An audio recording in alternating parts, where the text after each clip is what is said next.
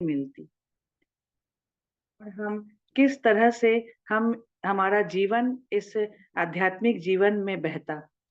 अगर प्रभुपाद नहीं होते, शिला प्रभुपाद नहीं होते, तो पाश्चात्य देश में जाकर उस पापी दुराचारी मायावादी लोगों को कौन उद्धार करता? उनके निकट में जाकर कौन उन्हें हरिनाम देता?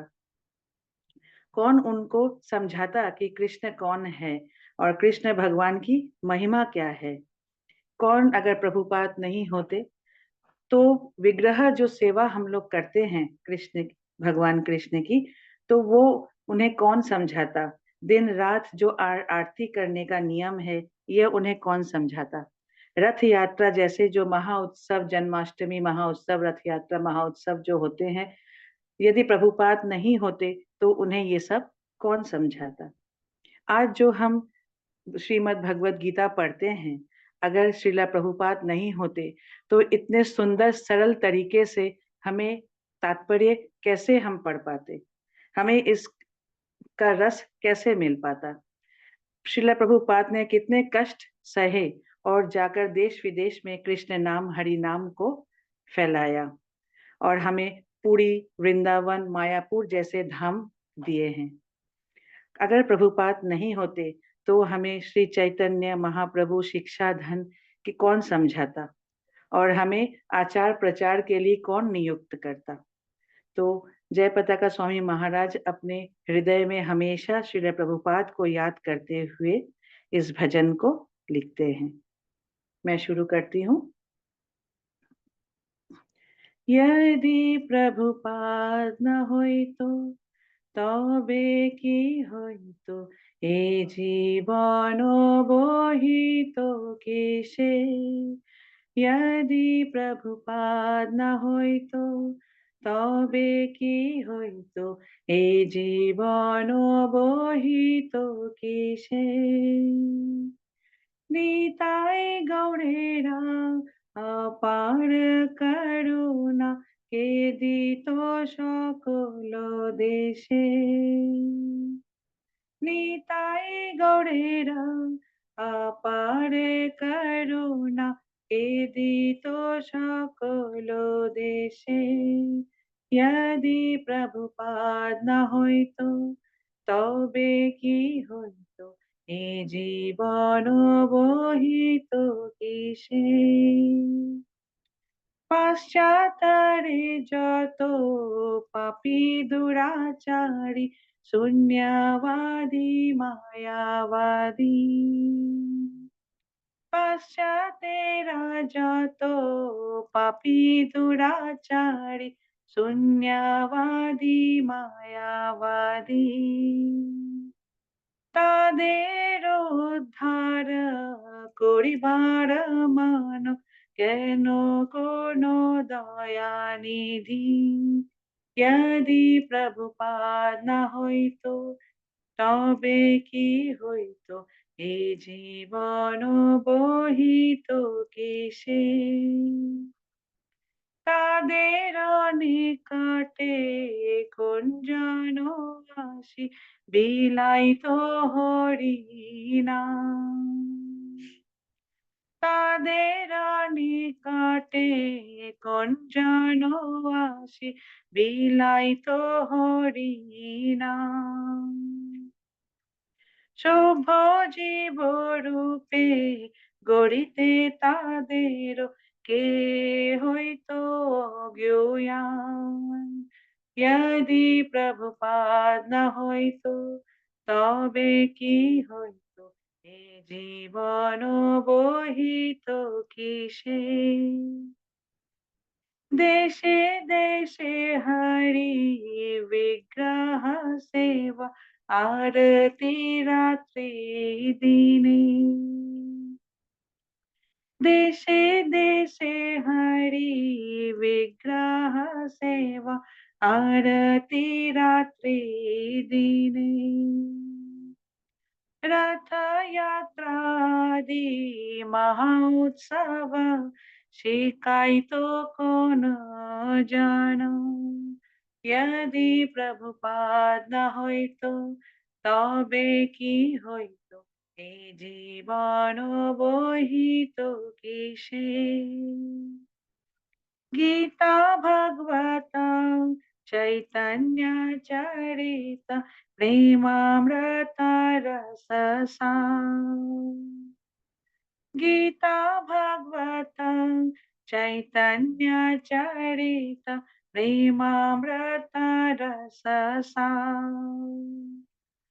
কত না সুন্দর সরল করিয়া কে বোঝাইতো আয়।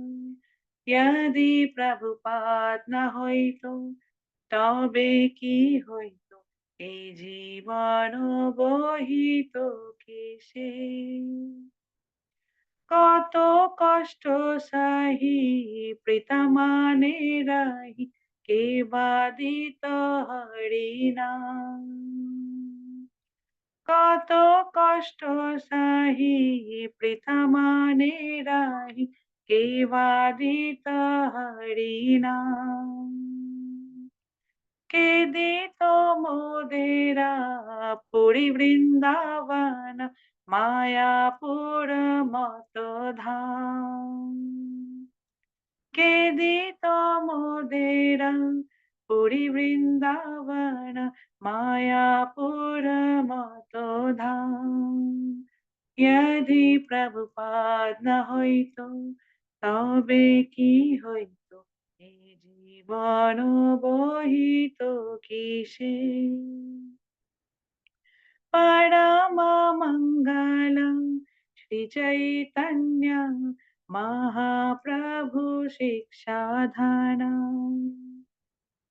परम मंगला श्री चैतन्य महाप्रभु शिक्षाधान। आचारे प्रचारे सदा मादेर কে করিত নিয়োজন। यदि प्रभुपाद न হইতো তবে কি হইতো, এ জীবন বহিত কিসে। প্রেমা কল্পতরু নিতাই গৌরেরা কৃপা কোন লভিবারে। প্রেমা কল্পতরু নিতাই গৌরেরা কৃপা কোন লভিবারে। হীরাবধি জয় পতাকারি দয় তোমারে শরণ করে। হীরাবধি জয় পতাকারি দয় তোমারে শরণ করে। यदि प्रभुपाद न হইতো তবে কি হইতো, এই জীবন বহিত কিসে। নিতাই গৌরেরা অপার করুণা কে দিত সকল দেশে। यदि प्रभुपाद न হইতো তবে কি হইতো, এই জীবন বহিত কিসে। यदि प्रभुपाद न হইতো তবে কি হইতো, এই জীবন বহিত কিসে। হরে কৃষ্ণ কৃষ্ণ কৃষ্ণ হরে হরে হরে রাম রাম রাম हरे हरे। जगत गुरु श्रील प्रभुपाद की जय। जय हो। हरे कृष्णा माता जी, हरि बोल। आज तो आपने ऐसा लग रहा था कि पूरे आंसू ही आ जाएंगे। प्रभुपाद जी की आपके ऊपर बहुत कृपा है माता जी, हम सभी को भाव विभोर कर दिया आपने। और आप जैसे भक्तों के कारण ऐसे है ना, अंदर के भाव बाहर आ पाते हैं माता जी। आपसे भी विनती है कि ऐसे भाव लंबे समय तक आप बना के रखेंगे, दूसरों को भी प्रेरित करते रहेंगे। बिल्कुल माता जी। आज ही मैंने प्रभुपाद जी का एक लेक्चर में पढ़ा कि हमेशा हमें कोशिश करते रहना चाहिए कि दूसरों को कृष्ण भावनामृत में लाने के, चाहे वो कन्विंस हो या ना हो, लेकिन अगर हम हमेशा निरंतर ऐसा करते रहते हैं तो कम से कम हम अपने मार्ग में प्रगति कर सकेंगे। जी माता जी, हमारा जो कर्तव्य है वो हमको करना है, ऐसा मतलब और आपकी आवाज में इतनी शक्ति है माता जी, बिल्कुल यानी जो भी सुने वो मंत्र मुग्ध होना ही है। तो भगवान और प्रभुपाद की आपके ऊपर बहुत कृपा है। आज बहुत अच्छा लगा, सभी डिवोटीज ने बहुत अच्छे से ये भजन दिया आज हमको, किया। प्रभु जी ने बहुत अच्छा गाया, माता जी ने भी। तो आज का माहौल बहुत अच्छे से तैयार हुआ है हमारा। अ, हरे कृष्णा रीना माता जी, दंडवत प्रणाम। हरे हरे कृष्ण कृष्ण माता माता जी, जी, हरे दंडवत कृष्ण प्रणाम माता माता जी, जी। दंडवत प्रणाम। बहुत बहुत थैंक यू माता जी, सुधीर प्रभु जी, प्रतिमा माता जी, जयश्री माता जी। और माता जी के तो मुझे लगता है कि कंठ में सरस्वती विराजती हैं, वो बोलती हैं तो बस कुछ सुनते चले जाओ, बस ऐसा महसूस होता है। और सुधीर प्रभु जी ने भी आज नरसिंह आरती इतनी सुंदर सुनाई है कि मतलब ऐसा लगता है कि हम मंदिर में ही बैठे हैं, टेम्पल में बैठ के, और वहीं वो चले जाते हैं हमारे ना, कि शरीर शरीर जरूर है हमारा यहाँ पे है, पर अपने आप को हम वहीं चरणों में पाते हैं भगवान के। आप जैसे भक्त लोग जब कीर्तन करते हैं तो बहुत ही अच्छा लगता है। प्रभु जी माता जी, थैंक यू आप दोनों को। हरे कृष्णा माता जी, एक इंफॉर्मेशन है देनी है आपको अभी। मतलब हमारी बैचेस अभी कंबाइन हुए हैं माता जी, जी तो साथ में ही होंगे। तो अभी ताने माता जी ने मुझे अपडेट किया है, वो प्रभु जी के अभी वहां पे आज का आज के बैच माता माता। जी। जी जी अच्छा माता जी, उधर उनका करंट कुछ इशू हो गया है प्रभु जी अच्छा का, अच्छा, कोई तो प्रॉब्लम क्लास नहीं माता जी। डिसरप्ट हो गया है अच्छा ना। आज जी हमारा जी वो यूथ एंड एडल्ट इकट्ठा होगा, जी आप कह जी रहे हैं? माता जी, जी जी जी माता जी, ठीक माता जी, थैंक यू माता जी। जी माता जी, हरे कृष्ण। तो तान्या माता जी मुझे दिखी नहीं है, अगर कहीं तो मैं होस्ट उनको को होस्ट बना आ, देती माता जी भी शायद स्ट्रगल कर रहे हैं माता जी, उनका नेटवर्क इशू हूँ। हो अच्छा रहा अच्छा, है, तो वो ओके मैसेज डाले थे। तो अगर ओके, ट्राई अगर हो पाएंगी तो करेंगी वो शायद जी जी ऐसा। जी, ठीक है जी माता जी, माता। ओके। तो चलिए हम शुरू करते हैं आज की कक्षा। ॐ अज्ञानतिमिरान्धस्य ज्ञानाञ्जनशलाकया चक्षुरुन्मीलितं येन तस्मै श्रीगुरुवे नमः। श्रीचैतन्यमनोभीष्टं स्थापितं येन भूतले स्वयं रूपं कदा मह्यं ददाति स्वपदान्तिकं। हे कृष्ण करुणा सिन्धु दीनबन्धु जगत्पते गोपेश गोपिका कान्ता राधा कान्ता नमस्तुते। तप्त कांचन गौरांगी राधे वृंदावनेश्वरी वृषभानुसुते देवी प्रणमामि हरिप्रिये। नमो विष्णुपादाय कृष्णपृष्ठाय भूतले श्रीमति भक्ति वेदांत स्वामिनी इति नामिनी। नमस्ते सरस्वती देवी गौरवाणी प्रचारिणी निर्विशेष शून्यवादी पाश्चात्य देशतारिणी श्री कृष्ण चैतन्य प्रभु नित्यानंद श्री अद्वैत गदाधर शिवासादि गौर भक्त वृंद। हरे कृष्णा कृष्ण कृष्णा हरे हरे, हरे राम राम राम हरे हरे। हरे कृष्णा कृष्ण कृष्ण हरे हरे, हरे राम राम राम हरे हरे। हरे कृष्णा सभी को। आप सभी का आज की कक्षा में बहुत बहुत स्वागत है। आज हमारा अध्याय 17, जिसका नाम है श्रद्धात्रय विभाग योग, अर्थात श्रद्धा के विभाग। तो हमने कल 16वें चैप्टर में पढ़ा था देवी तथा आसुरी स्वभाव। तो कोई बता पाएगा अंत में भगवान ने क्या निर्णय दिया था? अध्याय के अंत में भगवान ने क्या कहा था अर्जुन को? हरे कृष्णा। हरे कृष्णा, आप में से कोई बताना चाहेंगे? कुछ भी यानी शुरू करें, प्लीज बताना। अ- अध्याय का नाम। जी माता जी। जी प्रभु जी बोला, सुधीर प्रभु जी। बीना कल का माता जी बोलिए प्रभु जी। हाँ, 16वां एक एक। अध्याय था दैवी तथा आसुरी स्वभाव। मतलब मानव में दैवी स्वभाव भी रहते हैं, आसुरी स्वभाव भी रहते हैं। अब हमें ये हम पे निर्भर करता है कि हम किस स्वभाव को पोषण देते हैं, है ना। तो हमको बहुत ही सचेत रहना होगा, कारण पहले जो जैसे 4 युग होते हैं, सतयुग, त्रेता, द्वापर और इस समय कलयुग चल रहा है। तो सतयुग में दैवी और आसुरी स्वभाव वालों अलग अलग प्लेनेट में रहते थे, उनमें आपस में युद्ध होता रहता। और फिर त्रेता आया तो एक ही प्लेनेट में, जैसे रावण और रामचंद्र जी, उसमें हुआ। और फिर द्वापर आया तो द्वापर में एक ही परिवार में देवी और असुरी लोग, जैसे कौरव पांडव, रहने लगे।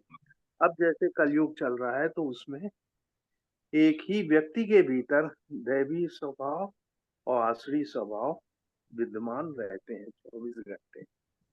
तो हमें कृष्ण भावनामृत रहना है, तो माया हमारे ऊपर कोई प्रभाव नहीं डाल पाएगी। इसीलिए हमारे प्रभुपाद जी जो गुरु हैं आध्यात्मिक, उन्होंने कहा 16 माला हमें करनी है चैन की, तो 24 घंटे तक माया का प्रभाव नहीं धरे। तो हमें जैसे तमोगुण है, रजोगुण है, सतोगुण है, तो कम से कम सतोगुण तक तो उतना ही है, लेकिन सतोगुण भी हमें बांधते हैं। स्वर्ग तक हम जा सकते हैं पुण्य में, तो उस वास्तव में हमें शुद्ध सतोगुण बनना होगा। जैसे हवाई जहाज को उड़ने के लिए, एयरप्लेन को उड़ने के लिए रनवे चाहिए, वैसे ही हमें भी अपने गंतव्य स्थान पे जाने के लिए सतोगुणी, शुद्ध सतोगुणी बनना। हरे कृष्ण। हरे कृष्णा, बहुत सुंदर हरे प्रभु जी। कृष्णा थैंक यू प्रभु जी। प्रभु जी, थैंक यू प्रभु बीना जी। माता जी भी कुछ बोलना चाह रहे जी थे माता जी, जी। बीना माता जी। हरे कृष्णा माता जी। हरे कृष्णा माता जी। प्रभु जी ने तो बहुत अच्छा बताया है, बहुत अच्छी बात बताई है, पूरा ही मतलब बता दिया है। मेरे को तो कुछ बताने के लिए है ही नहीं। वही जो प्रभु जी ने बोला है, सही बोला है कि पहले सतयुग, द्वापर, त्रेता, कलयुग। अब कलयुग वाली बात तो भगवान जी ने हमको, खास करके प्रभुपाद जी के माध्यम से जो है हमें यही बोला है कि इस युग में दैविक और असुरी दोनों प्रवृत्ति के लोग रहते हैं, और दोनों ही हमारे शरीर में हैं, जैसे प्रभु जी ने बताया। तो इसमें माता जी ने जैसे कल के अध्याय में बोला था कि दैविक प्रवृत्ति के जो मनुष्य होते हैं उनमें ज्ञान, आत्मशुद्धि, तपस्या, सरलता, लज्जा, संकल्प, बहुत सारे गुण ऐसे होते हैं, तेज, क्षमा, बहुत सारे ऐसे गुण होते हैं जो दैविक प्रवृत्ति वाले में होते हैं। और दैविक प्रवृत्ति के मनुष्य, चाहे वो सतयुग में हो, त्रेता, द्वापर, कलयुग, किसी भी युग में हो, वो जो है मोक्ष के लिए होते हैं। दैविक मतलब उनको जो है, उनका निश्चित मार्ग जो है मोक्ष ही होता है, क्योंकि वो इतना अच्छा कर्म करते हैं अपने साथ में। कल माता जी ने हमको इस अध्याय में आसुरी प्रवृत्ति के लोगों के बारे में बताया था कि उन लोगों में जो है हमेशा घमंड रहता है, क्रोध रहता है, दम्भ रहता है, अज्ञानता रहती है, हमेशा अपनी मनमानी करते हैं और अपने हिसाब से ही जो है वो इस जीवन में सारी इच्छाओं की पूर्ति करना चाहते हैं, चाहे वो उनका धन से रिलेटेड हो, चाहे उनकी इंद्रिय तृप्ति हो, चाहे वो कुछ भी करे। वो दान भी देते हैं तो अपने उससे देते हैं कि अगर मैं ये दान करूंगा तो मुझे ये मिलेगा। तो यही सब जो है आसुरी प्रवृत्ति का मनुष्य जो है हमेशा इन्हीं सब चीजों में, माया में फंसा रहता है। उसको हमेशा वो ये सोचता है कि भगवान भगवान जो है, ऐसा कुछ नहीं होता है, हम ही मनुष्य जो है, हम ही अपना कर्म, हम ही अपना भाग्य, हम ही ये सब बनाते हैं। लेकिन भगवान ने कल के अध्याय में बोला है कि मनुष्य अपने कर्मों के अनुसार जो है अपना चयन चयन करता है। कि जैसे प्रभु जी ने बोला था कि तीन प्रकृति है हमारी, रजोगुण, तमोगुण और रजो सतोगुण, या सतोगुण। सतोगुण। सतोगुण, 3 प्रवृत्ति के मनुष्य जो हैं इन मेरे अध्यक्षता में कार्य करते हैं। तो मनुष्य को जो है हमेशा यही सोचना चाहिए कि मैं सतोगुण में रह करके भगवान का अभ्यास के द्वारा अपना जो है प्रभुपाद के माध्यम से, अपने गुरु के माध्यम से अभ्यास करूं, माला करूं, किसी के लिए बुरा ना सोचूं, किसी के लिए बुरा ना करूं, अपना कर्म जो है ऐसा रखूं कि जिससे मुझे जो है मोक्ष मिले, इस जीवन में मोक्ष मिले। लेकिन लेकिन जो आसुरी प्रवृत्ति वाला होता है वो ऐसा नहीं सोचता है। आसुरी प्रवृत्ति का जो है मनुष्य जो है हमेशा दुष्कर्म में और हमेशा अपने अभिमान में, हमेशा अपने उसमें जो है कार्य करता है।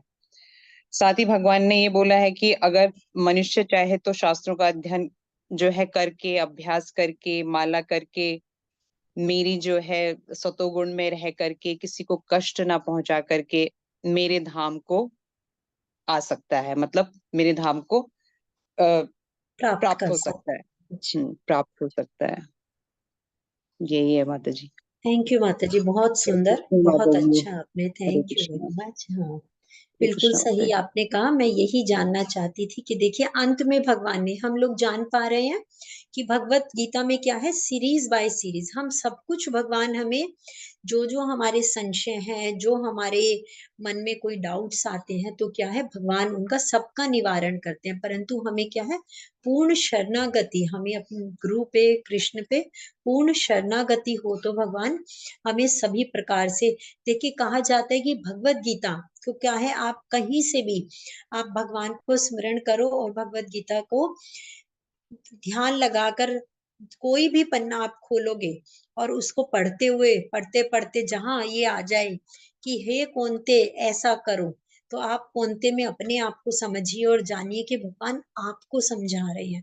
तो देखिए आपकी सभी समस्याओं का जरूर निवारण होगा। हम कहते हैं ना कि भगवान हमें नहीं बता पाते, हम कैसे जाने कि भगवान ने हमें क्या इशारा दिया। तो हमें धीरे धीरे जब हम भगवान के साथ में अपना संबंध जोड़ते हैं तो हमें खुद महसूस होने लगता है कि हमें भगवान की तरफ से इशारा प्राप्त हो रहा है। तो जैसे अभी माता जी ने बताया बहुत सुंदर कि अंत में भगवान ने क्या कहा था, तस्मात् शास्त्रम प्रमाणन्ते कार्याकार्य व्यवस्थितौ ज्ञात्वा शास्त्र विधानोक्तं कर्म कर्तुमिहार्हसि।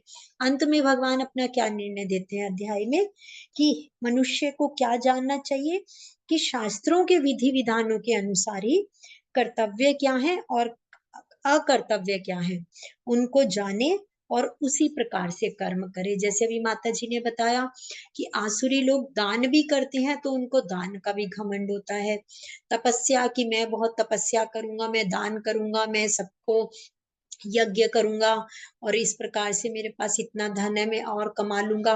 तो क्या है, उनके जो ये कर्म करते हैं उनमें भी कहाँ अहंकार है, और वो क्या है, अपने आप को स्वयं स्वामी समझकर वो कार्य करते हैं। क्योंकि क्या है, जो ये मानव समाज है, हम जो समाज में, जैसे अभी प्रभु जी ने भी इतना सुंदर बताया कि हम ही क्या है, हम ही जीवों में ही आज आज हम क्या है, अहम, जो अहम ही है हमारा क्या है, आसुर है। हम क्या है, एक ही जीवन में हम अपने शरीर में रहते हुए ही सुर और असुर दोनों गुणों से हम लोग हमेशा द्वंद्व करते रहते हैं। तो इसीलिए मानव समाज का सबसे बड़ा पतन का कारण क्या है कि हमने जो भगवत विद्या प्राप्त हुई है, भगवान ने हमें श्रील प्रभुपाद जी के द्वारा, व्यास जी के द्वारा हमें जो भी भगवत विद्या हमें दी गई है, तो हम उसके नियमों के प्रति क्या करते हैं, द्वेष करते हैं। और यही मानव जीवन का क्या है, सबसे बड़ा अपराध है। तो इसीलिए श्रील प्रभुपाद हमें भगवान क्या बताते हैं कि मानव को निरंतर अभ्यास करते हुए कम से कम क्या है, रजोगुण और तमोगुण को छोड़कर और सतोगुण तक हमें जरूर उठना है। क्योंकि जो ये रजोगुण और तमोगुण है वो ही क्या है, आसुरी जीवन के फलस्वरूप है। तो इसमें दान तपस्या यज्ञ क्या है, वो अहंकार वश या अहम की भावना से किया जाता है। क्योंकि जो आसुरी संपत्ति वाला व्यक्ति होता है वो अपने जो वास्तविक स्वरूप है कि मैं भगवान का ही अंश हूँ, उसको ना मानकर क्या है, स्वयं को ही स्वामी समझता है। तो इसीलिए अब यहाँ पे अर्जुन भगवान से प्रश्न करेंगे कि किस प्रकार से, अब जैसे भगवान ने कल बताया था कि आसुरी लोग दान करते हैं, तपस्या करते हैं, तो वो क्या है, अपनी तमोगुणी रजोगुणी प्रवृत्ति से ही करते हैं वो। तो भगवान यहाँ हमें श्रद्धा के विभाग बताएंगे कि दान, तपस्या, यज्ञ, अर्थात ये भी क्या है, व्यक्ति की विभिन्न विभिन्न श्रद्धाओं के द्वारा होती है। तो हम शुरू करते हैं आज का अध्याय। अर्जुन उवाच ये शास्त्र विधिमुत्सृज्य यजन्ते श्रद्धयान्विताः तेषां निष्ठा तु का कृष्ण सत्वमाहो रजस्तमः। अर्जुन ने कहा, हे कृष्ण, जो लोग शास्त्र के नियमों का पालन ना करके अपनी कल्पना के अनुसार पूजा करते हैं, उनकी स्थिति कौन सी होती है? वे सतोगुणी है, रजोगुणी है या तमोगुणी है? तो देखिए भगवान ने क्या है, अंतिम श्लोका में जब कल यहाँ बताया कि जो शास्त्रों के विधि विधानों का पालन नहीं करते हैं वो क्या है, उनको ये जानना चाहिए कि किस प्रकार से हम उनका पालन करें और भगवत प्राप्ति कर सकें। तो क्योंकि क्या है, जो असुर हैं, जो असुर व्यक्ति हैं वो निष्ठा पूर्वक पालन नहीं करते हैं। और जो लोग क्या है, भगवान को हमने पहले जाना था कि भगवान के प्रति जब हम श्रद्धा रखते हैं तो श्रद्धा से ही हम धीरे धीरे श्रद्धा अनर्थ साधु संग अनर्थ निवृत्ति के द्वारा हम प्रेमा भक्ति तक, जो कि शुद्ध प्रेम है, वहां तक पहुंच पाते हैं।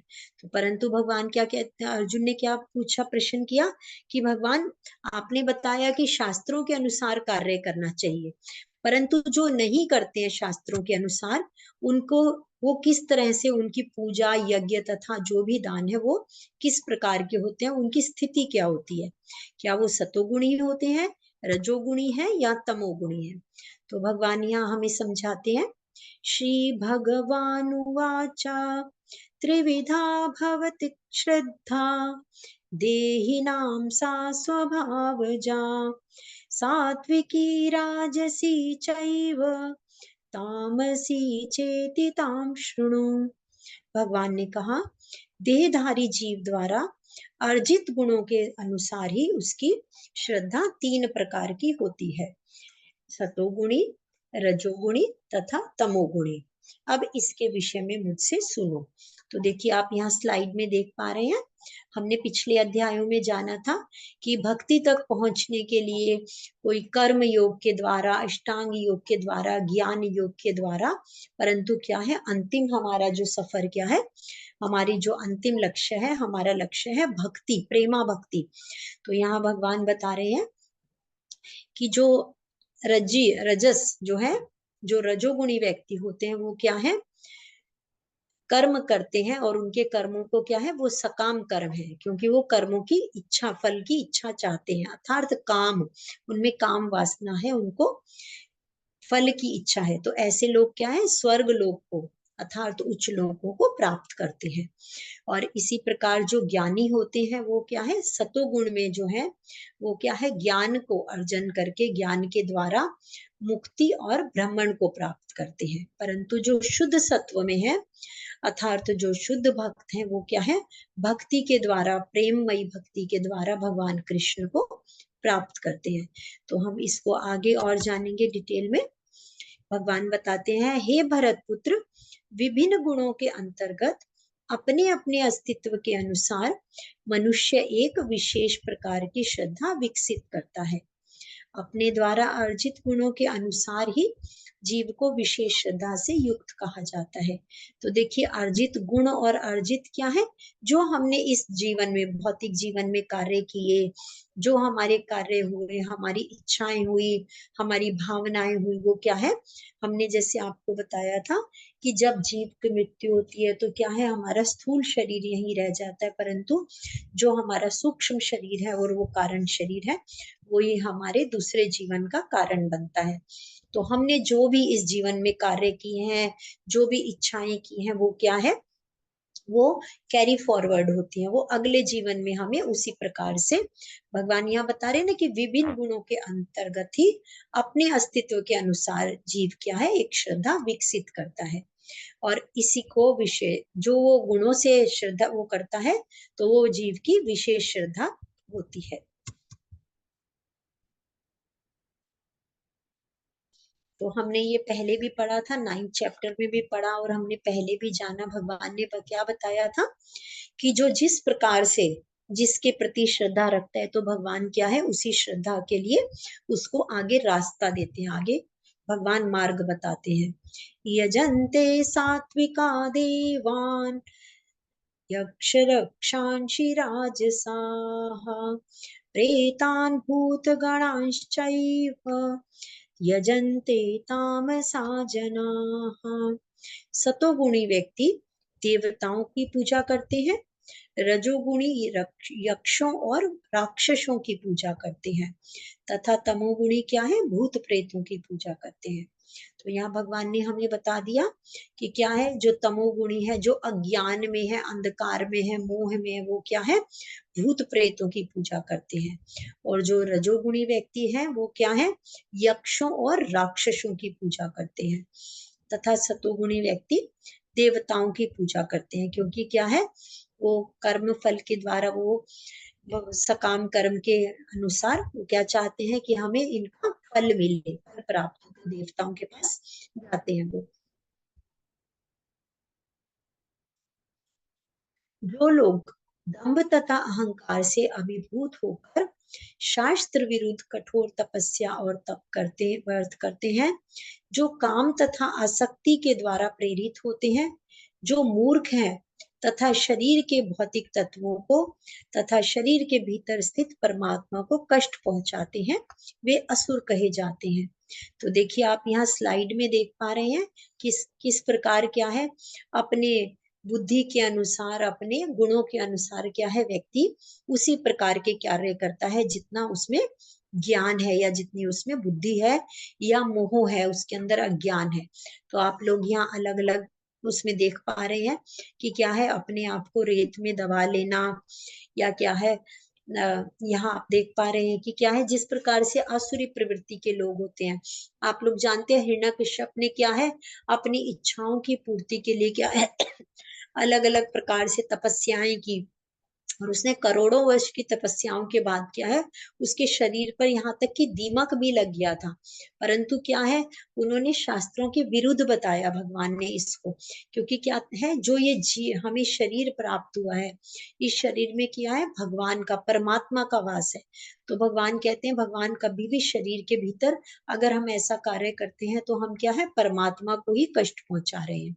तो इसीलिए भगवान क्या कहते हैं कि ऐसे व्यक्ति क्या होते हैं, असुर होते हैं, क्योंकि वे शास्त्रों के विरुद्ध ऐसी कठोर तपस्याएं करती हैं जो कि सिर्फ वो उनकी इच्छाओं की पूर्ति के लिए, या अहंकार के अभिभूत होकर, अहंकार से भरे होकर ही वो, आप लोग यहाँ स्लाइड के द्वारा समझ पा रहे हैं कि किस तरह जो राक्षसी प्रवृत्ति के लोग होते हैं। आगे हम और बहुत से ऐसे असुर जानेंगे कि जिनके बारे में, कि जिन्होंने अपनी इच्छाओं की पूर्ति के लिए ही अनेक प्रकार की तपस्याएं की, परंतु भगवान क्या कहते हैं, ऐसे व्यक्ति असुर होते हैं।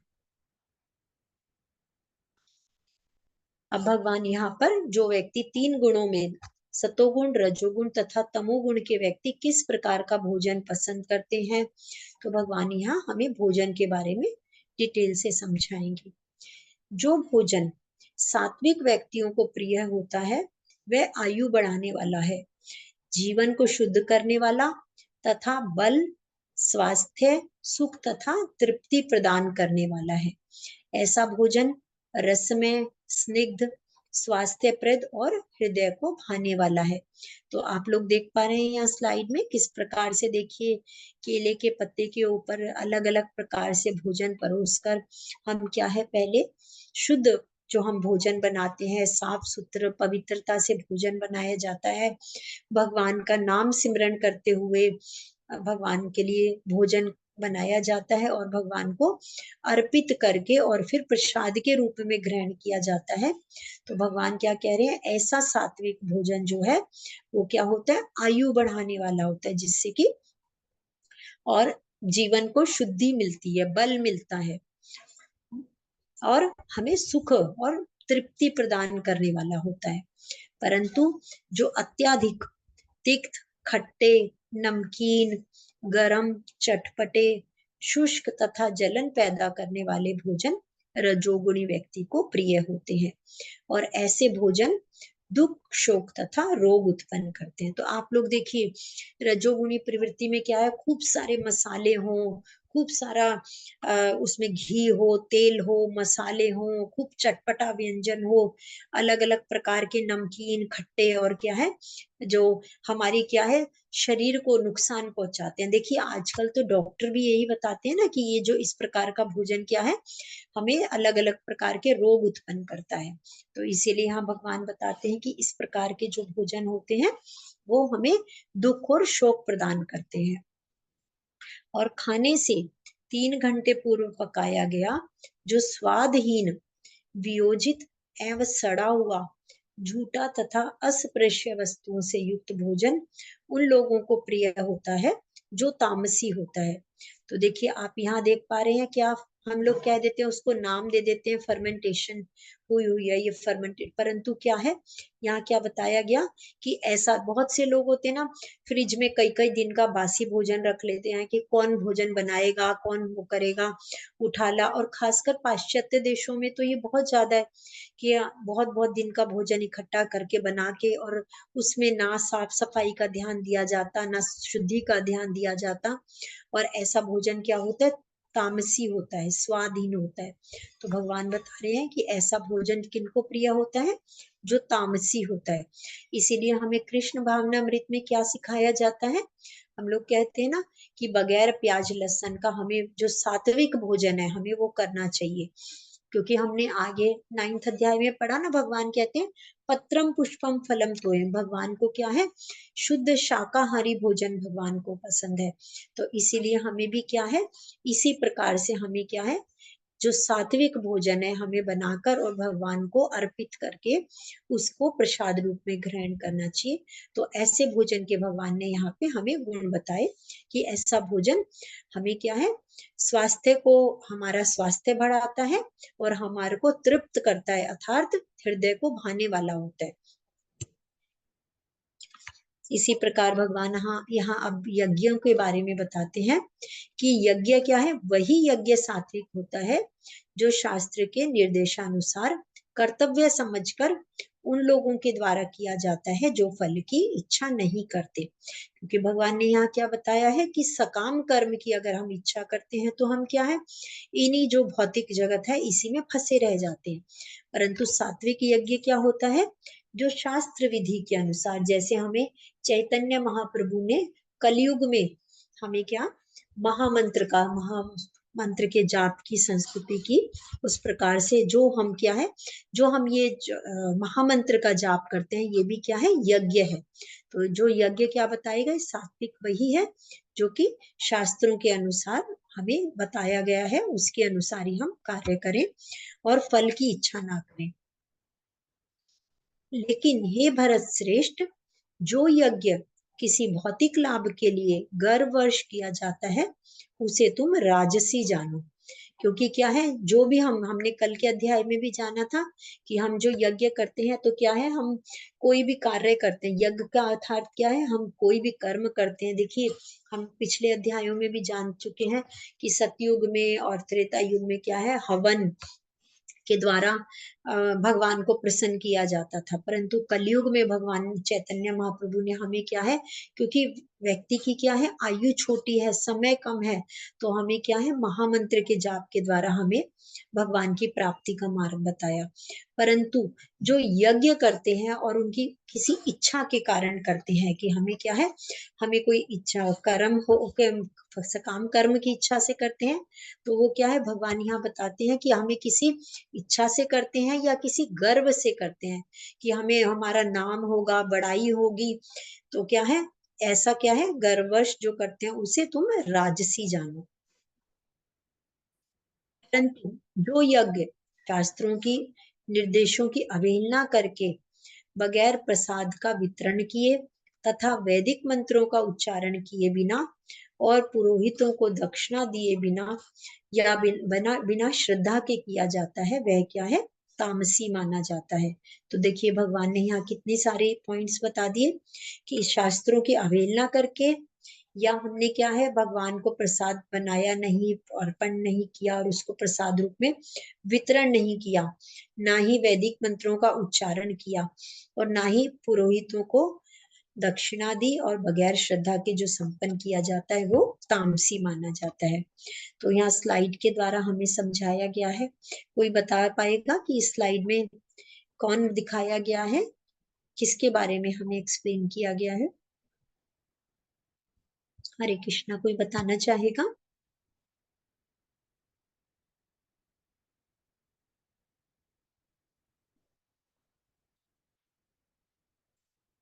हरे कृष्णा, कोई बताना चाहेगा इस स्लाइड में किसको दर्शाया गया है?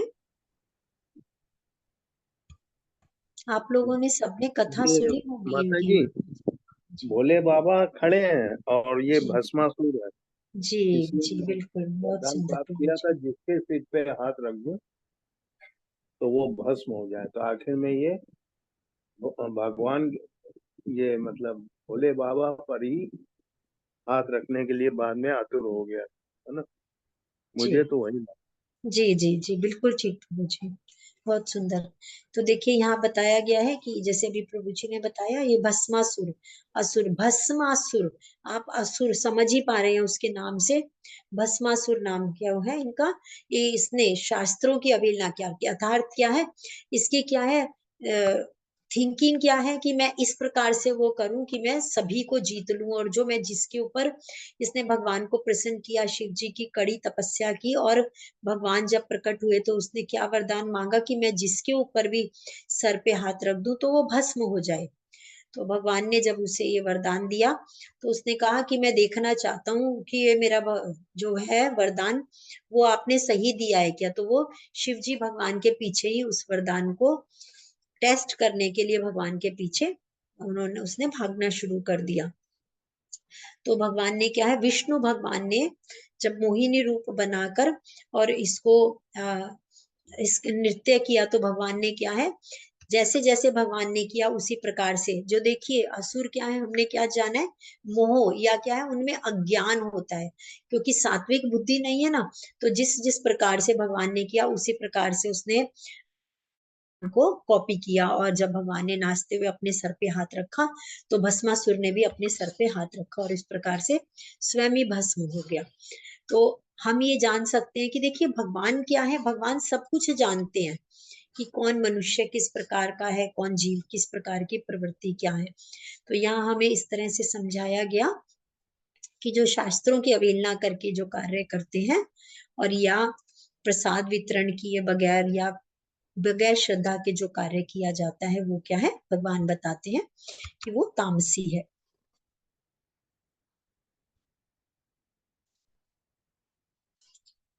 तो अब भगवान यहाँ तपस्या के बारे में हमें समझाते हैं।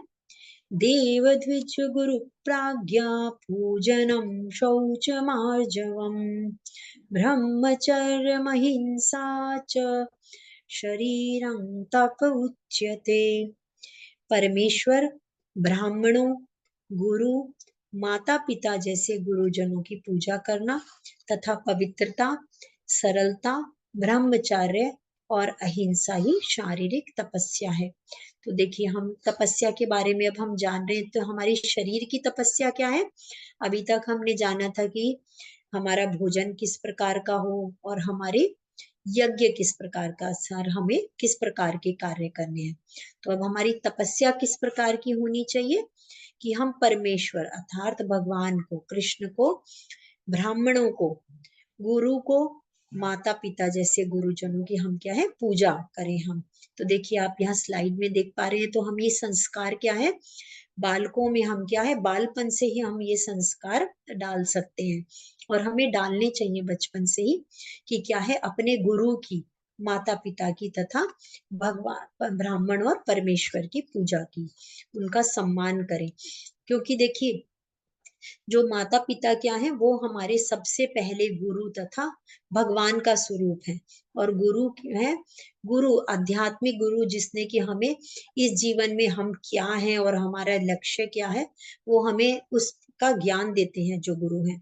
तो इस प्रकार, और ब्राह्मण क्या है, ब्राह्मण कहा जाता है कि वो भगवान के मुख हैं, कि जो ब्राह्मणों के द्वारा ही भगवान क्या है, अब अपना भोग ग्रहण करते हैं।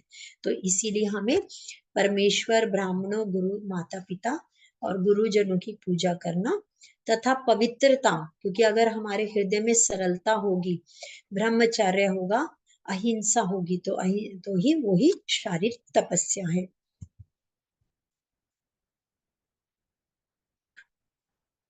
तो भगवान यहाँ अब वाणी की तपस्या बताते हैं कि देखिए, एक तो होती है शरीर की, हम शरीर के द्वारा क्या कार्य करते हैं, और वाणी हम आगे पढ़ेंगे कि अनुद्वेगरम वाक्यम सत्यम प्रीहतम च यत् स्वाध्यायाभ्यसन चैव वाङ्मयं तप उच्यते। तो सच्चे, भाने वाले, हितकर तथा अन्यों को शुद्ध ना करने वाले वाक्य बोलना और वैदिक साहित्य का नियमित पारायण करना, यही क्या है, वाणी की तपस्या है। तो आप लोग यहाँ स्लाइड में देख पा रहे हैं, यहाँ पर क्या है, युधिष्ठिर महाराज को दिखाया गया है कि किस प्रकार क्या है, युधिष्ठिर महाराज ने हमेशा क्या किया, हमेशा सत्य के मार्ग पर, उन्होंने हमेशा सत्य, जो भी कहते थे हमेशा सत्य वचन उन्होंने कहा, और सत्य को, सत्य और भाने वाले, किसी को शुद्ध ना करने वाले। देखिए, हम बचपन से सुनते आए ना, हम कहते हैं ऐसी वाणी बोलिए मन का आपा खोए, औरन को शीतल करे आपो शीतल होए। तो इसीलिए हमें क्या है, ऐसे वचन बोलने चाहिए जो कि दूसरों को कष्ट ना दे। हम कहते हैं ना, हमेशा हमेशा हम मनसा वाचा कर्मणा, हम क्या है, अपने मन से, कर्मों से तथा वचनों से किसी को भी हमें दुख नहीं देना है। और हमें वाणी से क्या इस्तेमाल करना चाहिए, वैदिक साहित्य का नियमित पारायण करना, अर्थात हमारे जो वैदिक साहित्य है, भगवत गीता, भागवतम का को पढ़ना।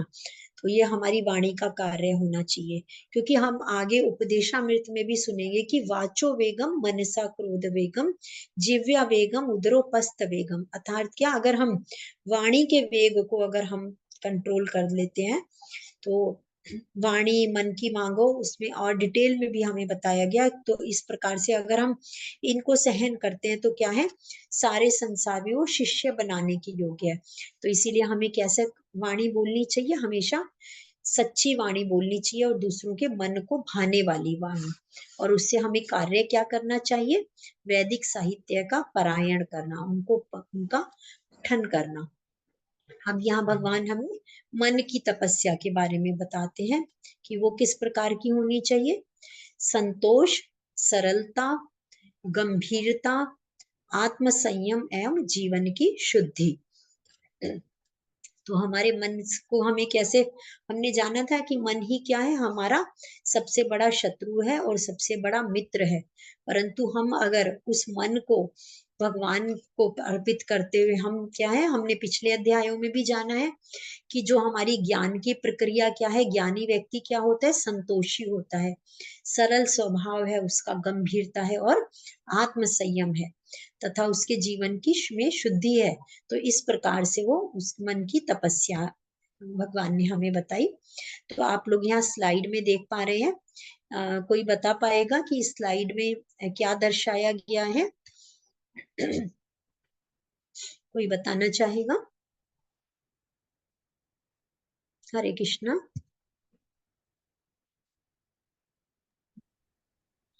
क्लियर नहीं हो रही है स्लाइड है। हाँ जी प्रभु जी। कोई खड़ा हुआ है।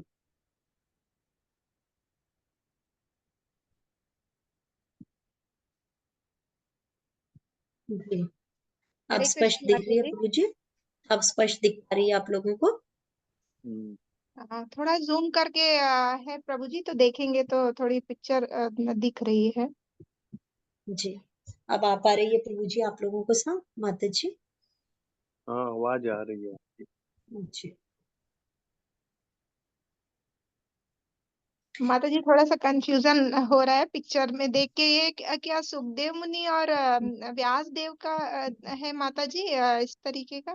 जी बिल्कुल जी बिल्कुल ना, हाँ माता जी, जी। वही, हाँ बिल्कुल वही वर्णन बताया गया है कि देखिए, व्यास मुनि क्या है वैसे इतने ऊंचे पहुंचे हुए, जिन्होंने हमें भगवत भागवतम का वो दिया सारा रहस्य, परंतु क्या है उनमें भी क्या है देहाभिमान। वो क्या था कि स्त्री और पुरुष का अंतर।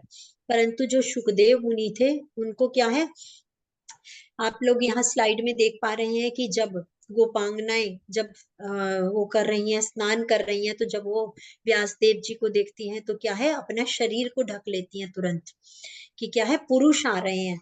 परंतु क्या है जब सुखदेव मुनि निकलते हैं सामने से, तो क्या है वो जानती हैं कि इनको अपना देहाभिमान ही नहीं है, वो कुछ मतलब स्त्री और पुरुष का कोई भी उनको देह का अंतर नहीं है।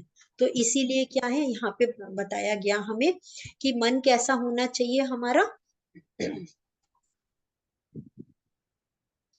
उसमें इतना आत्म संयम और जीवन की शुद्धि है कि हम ये जान सकते हैं कि हम सभी क्या है भगवान के अंश हैं। स्त्री और पुरुष तो क्या है हमें इस जीवन में हमें यहाँ पे प्राप्त हुआ अपने कर्मों के अनुसार, परंतु क्या है हम जब इतनी सरलता गंभीरता और हमारे जीवन में इतना आत्म संयम है, तो आप लोग यहाँ स्लाइड के अनुसार देख पा रहे हैं कि गोपांगनाओं को ये पता है कि सुखदेव मुनि है जो उनको यहाँ क्या है देहाभिमान में नहीं है, वो क्या है वो सिर्फ ये जानते हैं कि हर जो जीव है वो परमात्मा का अंश है।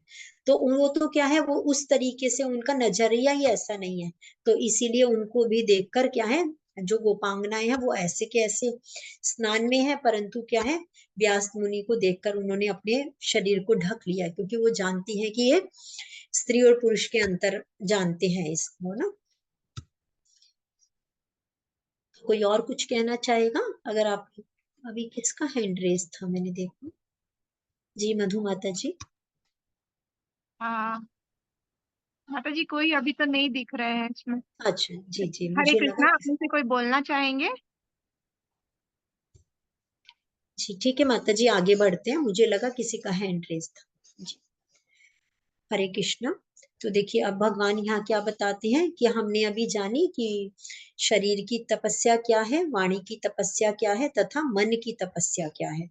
तो अब भगवान यहाँ क्या बताते हैं, श्रद्धया परया तप्तम तपस्तत्त्रिविधम नरैः अफलाक्षिंगभिर्युक्तै सात्विकं परिचक्षते।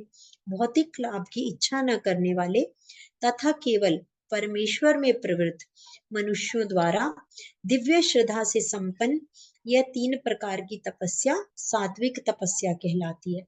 तो आप लोग यहाँ देख पा रहे हैं अभी हमने कौन सी 3 प्रकार की तपस्या पढ़ी, मन की, वाणी की तथा शरीर की। तो यहाँ हमें क्या करना चाहिए अपने शरीर से, मन और वाणी से क्या है सिर्फ और सिर्फ क्या है भगवान के लिए कार्य, परमेश्वर में प्रवृत्त रहकर जो हमें कार्य करने, जो भी हमें कार्य करने हैं तो हमें भौतिक लाभ की इच्छा नहीं करनी है, परंतु अपने नियत का और हमें जरूर करने हैं।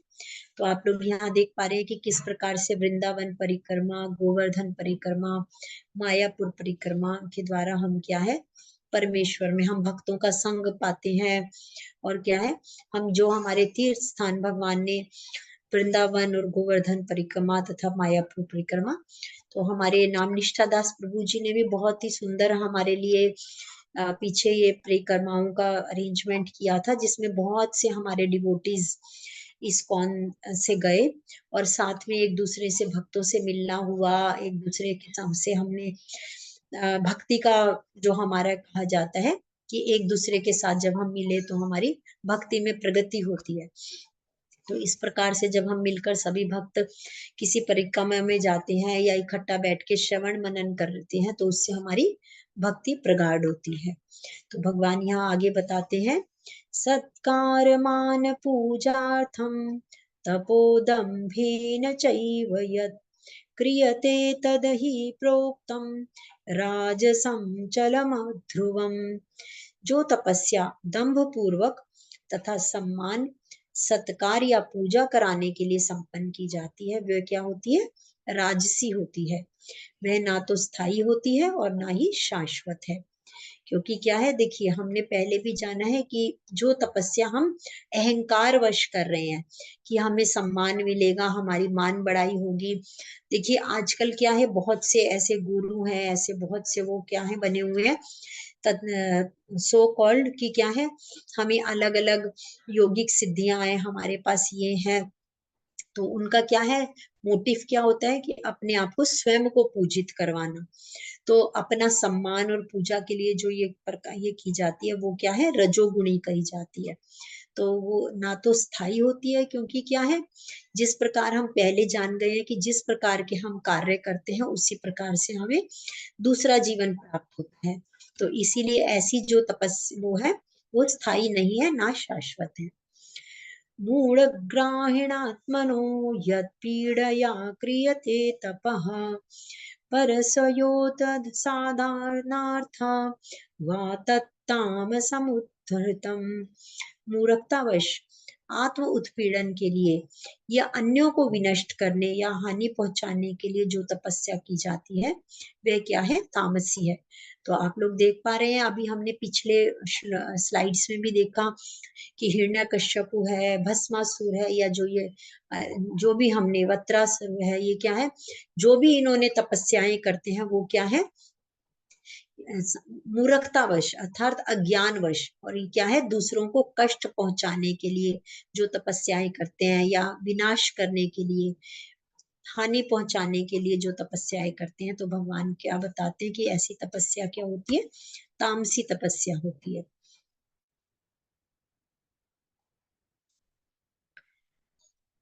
दातवैमितं यद्दान दीयते नुपकारिणे देशे काले च पात्रे च तद्दानं सात्विकं स्मृतम्। अब भगवान का क्या बता रहे हैं यहाँ पे कि दान किस प्रकार का होना चाहिए। जो दान कर्तव्य समझकर किसी आशा के बिना किया जाए और समुचित काल तथा स्थान में योग्य व्यक्ति को दिया जाए, वही सात्विक दान कहा जाता है। तो आप लोग देख पा रहे हैं कि दान कैसा होना चाहिए, जिसमें किसी फल की आशा ना हो और समुचित काल तथा स्थान, अर्थात हम सुनते आए ना कि हमेशा क्या है कि दान भी ऐसे व्यक्ति को देना चाहिए जो कि उसके योग्य हो। तो इसीलिए योग्य स्थान, योग्य व्यक्ति और योग्य समय पर ही हमें दान देना चाहिए। तो भगवान कहते हैं वो ही सात्विक दान है। तो आप हम यहाँ स्लाइड में देख रहे हैं किस प्रकार से अगर हम भगवत गीता का प्रचार प्रसार करते हैं तो वो क्या है, मनुष्य जीवन के लिए। ये तो सिर्फ हम जो दान करते हैं ये क्या है, एक व्यक्ति का कोई भी क्या है, जो हम अगर आत्म साक्षात्कार के लिए हम जो दान कर रहे हैं वो दान क्या है, सबसे उच्च दान माना जाता है। तो आप लोग यहाँ देख पा रहे हैं कि नंद महाराज ने जब भगवान कृष्ण का अवतरण हुआ तो उन्होंने किस प्रकार से दान, अनेकों अनेक लाखों उन्होंने गायें, बहुत से हीरे जवाहरात, आप लोग अगर कृष्ण लीला पढ़े तो उसमें क्या है, पूरे डिटेल में बताया गया है कि किस प्रकार से उन्होंने दान, जो कि क्योंकि वो कोई फल की आशा से दान नहीं है, उन्होंने पूर्ण रूप से प्रसन्न होकर के जो उनके यहाँ में भगवान कृष्ण का अवतरण हुआ है, तो इसीलिए उन्होंने जिस प्रकार से वो दान किया, तो यहाँ बताया गया कि इस प्रकार का दान क्या है, सात्विक दान कहा जाता है।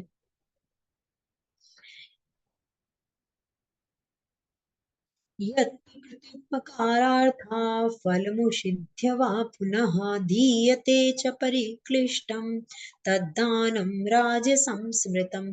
परंतु जो दान क्या है, किसी प्रत्युत्तर की भावना से, अर्थात क्या है, बदले में कुछ मिले, और या कर्म फल की इच्छा से किया जाता है या अनिच्छा से, अर्थात बगैर मन के किसी खुशी से, कि हमारे को अनिच्छा, अर्थात क्या होता है कि इसमें इच्छा ना होना, जबरदस्ती जो दान किया गया है या किसी फल की इच्छा से दान किया गया है, वो क्या है, राजसी दान कहलाता है।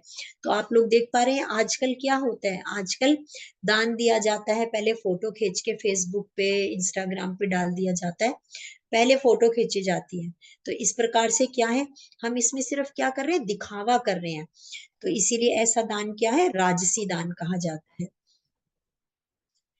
देश काले यद्दानं पात्रेभ्यश्च यदीयते असत्कृतमवज्ञातं तत्तामसमुदाहृतम्।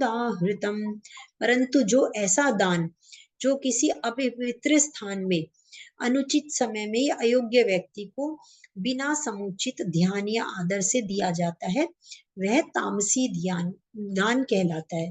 तो देखिए आजकल हम लोग देखते हैं ना कि बहुत जगह इधर उधर हमें सड़कों पे भी मिल जाएंगे, या बहुत से ऐसे जगह जगह पर बैठे होते हैं लोग कि हमें दान दे दो, पैसा दे दो, या लोग बहुत से लोग आपके घरों पे पर्चियां कटवाने आ जाते हैं कि आप हमें दान दो।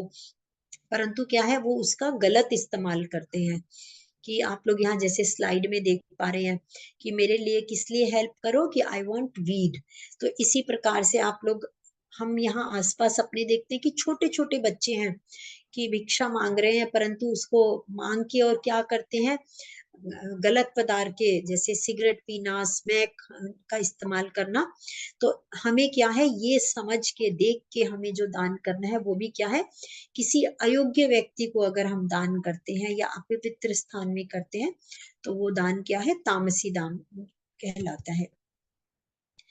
तो अब भगवान यहाँ क्या बताते हैं, अब हम यहाँ ओम तत्सत की महिमा जानेंगे कि सृष्टि के आदि काल से ओम तत्सत से ये 3 शब्द परम ब्रह्म को सूचित किए जाते हैं। तो ये तीनों शब्द क्या है, ब्राह्मणों के द्वारा वैदिक मंत्रों का उच्चारण करते समय और ब्रह्म को अर्थात भगवान को संतुष्ट करने के लिए यज्ञों के समय प्रयुक्त किए जाते हैं। अर्थात क्या है कि ओम तत्सत के द्वारा हम भगवान को ही, जो हमने जो भी अपने कार्य किए हैं, क्या है, ओम तत्सत क्या है, ईश्वर के ही 3 नाम है। और इन शब्दों से क्या है, हम भगवान को जो हम कुछ समर्पित करते हैं, तो वेदों में भी, वैदिक मंत्रों के उच्चारण में भी आप लोग देखते होंगे कि जब किसी भी प्रकार की कोई हवन पूजन तपस्या की जाती है तो उसमें क्या है, ओम तत्सत के द्वारा हम क्या है, भगवान को ही हम समर्पित करते हैं। ये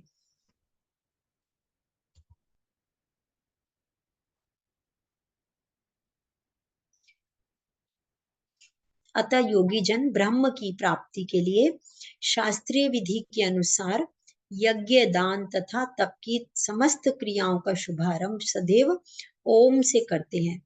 और ओम का मतलब क्या है, सर्वोच्च लक्ष्य। तो ये क्या इंगित करता है कि जो भी देखिए हम गायत्री मंत्र का जाप करते हैं, या जो हम ओम ज्ञान तिमिरांधस्य हम किसी भी अच्छी चीज की शुरुआत करते हैं, तो क्या है, वो ओम से ही। हम ओम क्या है, भगवान ब्रह्म का स्वरूप है, तो इसीलिए ओम का अर्थ है विष्णु। और इस वैदिक मंत्रों के जो भी है उसमें ओम तत्सत के द्वारा हम मनुष्य को चाहिए कि कर्म फल की इच्छा किए बगैर, बिना इच्छा किए बगैर विविध प्रकार के यज्ञ, तप और दान को तत् शब्द कहकर संपन्न करे। ऐसी दिव्य क्रियाओं का उद्देश्य क्या है, भवबंधन से मुक्त कराना होता है। परम सत्य भक्ति में यज्ञ का लक्ष्य है और उसे सत्य शब्द से अभिहित किया जाता है। सत्य अर्थात क्या है, सत्य।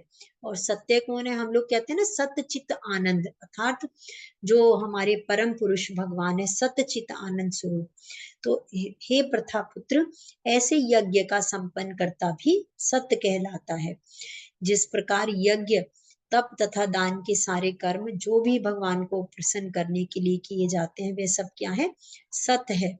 और सत्य का अर्थ क्या होता है, शाश्वत। तो प्रभु की सेवा के लिए जो भी हम सत्य को प्रकट करते हैं वो सब क्या है, शाश्वत है, और उसके लाभ भी शाश्वत होते हैं। भगवान कहते हैं अश्रद्धया हुतम दत्तम तपस्तम कृतम च यत् असदित्युच्यते पार्थ न च तत्प्रतेनो इह। हे पार्थ, श्रद्धा के बिना यज्ञ, दान या तप के रूप में जो भी कार्य किया जाता है वह नश्वर है और वह असत कहलाता है, और इस जन्म तथा अगले जन्म दोनों में ही व्यर्थ जाता है।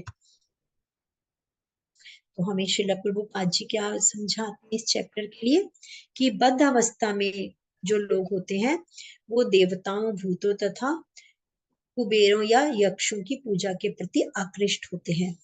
यद्यपि सतोगुण, रजोगुण, तमोगुण क्या है, सतोगुण रजो और तमोगुण से श्रेष्ठ है, लेकिन जो व्यक्ति कृष्ण भावनामृत को ग्रहण करता है उसे क्या है, इन तीनों गुणों को पार कर जाता है वो इनसे। और सफलता, एक सेकंड माता जी, और सफलता प्राप्त करने के लिए, पाने के लिए हमें क्या है, गुरु की शरण में हमें प्रशिक्षण लेना चाहिए, तभी हमारी भगवान में, ब्रह्म में श्रद्धा हो सकती है। और जब यह काल क्रम से श्रद्धा परिपक्व हो जाती है तो इसे ही ईश्वर प्रेम कहते हैं। तो जैसे हम लोगों ने आप लोगों को बताया था कि श्रद्धा श्रद्धा, साधु संगा, अनर्वृत्ति, भजन क्रिया, इस प्रकार से हम क्या है, ईश्वर प्रेम अर्थात प्रेमा भक्ति तक पहुंच पाते हैं। तो यही प्रेम समस्त जीवों का चरम लक्ष्य है, अर्थात मनुष्य को चाहिए कि सीधे कृष्ण भावनामृत ग्रहण करे, और यही इस अध्याय का संदेश है। तो इस अध्याय में हमने क्या जाना कि अनाधिक पूजा के बारे में अर्जुन की पूछताछ, क्योंकि भगवान, उन्होंने पूछा था कि भगवान जो शास्त्रों के अनुसार कार्य नहीं करते वो कौन से गुण में है। तो भगवान का उत्तर था कि तीन गुणों के द्वारा उनका विश्वास, उनकी पूजा और उनके जो भोजन है वो क्या है, यज्ञ तपस्या सभी क्या है, 3 गुणों के द्वारा ही किए जाते हैं। और हमें क्या करना चाहिए, ओम तत्सत, हम जो भी शुभ कार्य करते हैं उसके अंत में हमें ओम तत्सत के द्वारा हमें वो भगवान को समर्पित करना चाहिए, क्योंकि जो भी यज्ञ, दान, तपस्या और वो जो भी हम कार्य करते हैं ओम तत्सत के द्वारा वो संपूर्ण भगवान को ही अर्पित होते हैं। तो इस प्रकार हमारा आज का अध्याय समाप्त हुआ। हरे कृष्णा कृष्ण कृष्ण हरे हरे, हरे राम राम राम हरे हरे। हरे कृष्णा सभी को। हरे कृष्ण माता जी, दंडवत हरे प्रणाम, कृष्ण बहुत माता बहुत जी। धन्यवाद माता जी, ये बहुत सुंदर अध्याय है माता जी। अरे जी हरे कृष्णा माता जी, मैं आज एक स्लाइड शेयर करना चाह रही हूँ आप लोगों के जी साथ में। जी जी माता जी। जी